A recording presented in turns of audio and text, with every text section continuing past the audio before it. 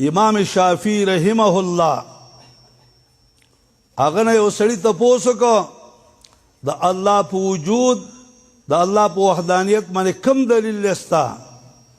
امام شافعی رحمه الله یو ښکلې مزیداره خبره ورته وکړه. وی دلیل دا دوستانو، یو بنگله ده د رنګ نه زیړه ده،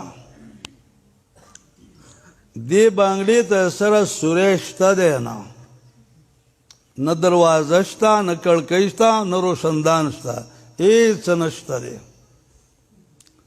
د دې بنگلې په منځ کې یو حیوان دی، هغه حیوان ژوندی دی، وخت تېروي، د خوراک هېڅ انتظام نشته دی او دې له خوراک ورکېدلی شي.